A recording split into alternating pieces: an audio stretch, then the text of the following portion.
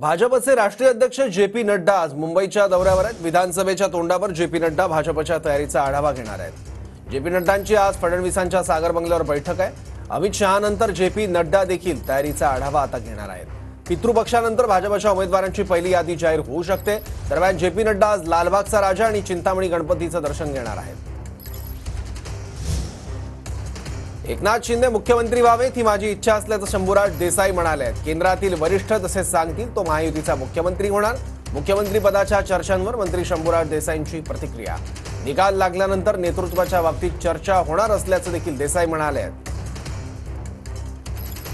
पहिल्या क्रमांकाचं राज्य आपलं महाराष्ट्र व्हावं आणि ते माननीय मुख्यमंत्री एकनाथजी शिंदे साहेबांच्या नेतृत्वाखाली व्हावं अशी गणरायाच्या चरणी आम्ही प्रार्थना केली। महायुतीचे हे तिघ जण जे प्रमुख नेते आहेत, माननीय शिंदे साहेब, माननीय फडणवीस साहेब, माननीय दादा, आणि या तिघांच्याही वरती केंद्रातले जे आमचे नेते महायुतीचे दोन्ही मोठे नेते आहेत, माननीय मोदी साहेब आणि माननीय अमित शहा साहेब, हे एकत्र बसतील आणि ज्याला कोणाला सांगतील मुख्यमंत्री करा त्याला महायुती मुख्यमंत्री करेल